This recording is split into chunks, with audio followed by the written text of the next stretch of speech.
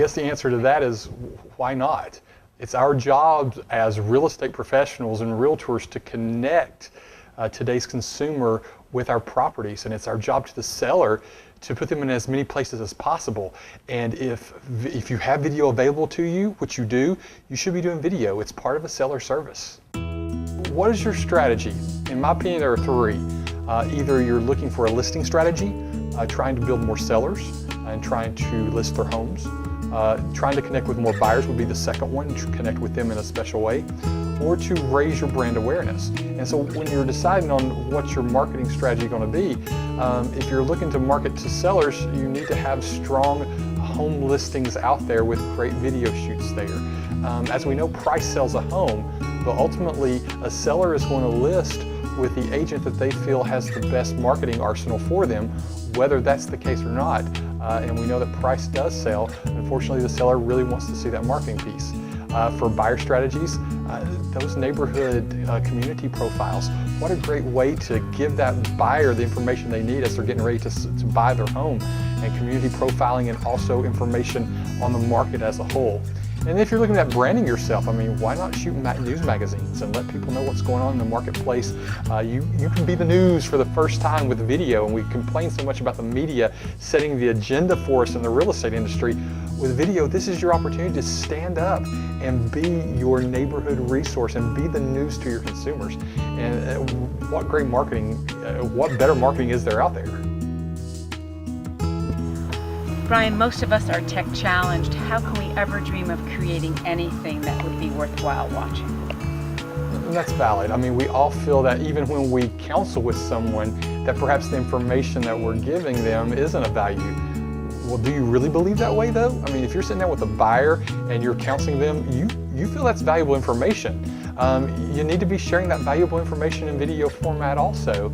So when you don't think you necessarily have anything of value to share, I would say that's the foundation of what we do as realtors, is our value there. So you do have value. And you just have to get the confidence level. It's very uncomfortable even for me to sit today on camera and talk to you about this. I mean, it's hard knowing that people will be watching this. You know what? Everybody sees me every day anyway. I need to get over the fact that perhaps I don't feel a certain way or feel like I look the greatest on camera. I had one lady walk up to me and say, you know, Brian, I was always afraid to do video until I saw your videos, and you're not that good looking of a guy. I was like, what? But anyway, ultimately, most of those things come down to our insecurities. So you do have things of value to share. That's why we do what we do. That's why we're the professionals. If I make it, where do I put it so people can come see and watch it?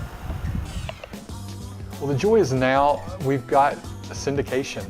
Just as we syndicate our listings, there are ways to syndicate videos now that we never had before. And so now you can expose that video to people in so many places.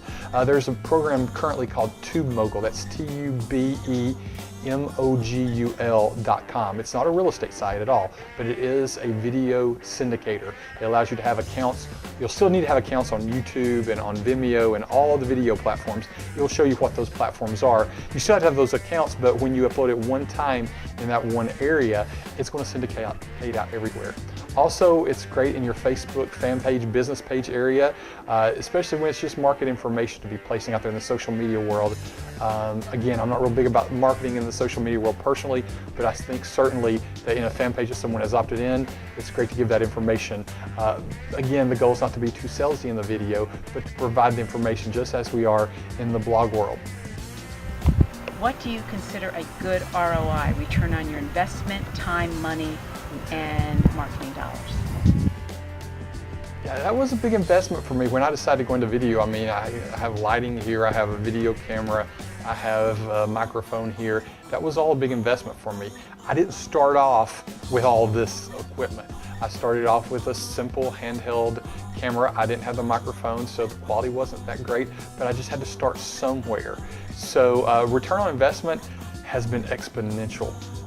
Just alone with just referrals of using my clients seeing the video work I'm doing when they are wanting to sell me to one of their friends for me to be their agent of choice.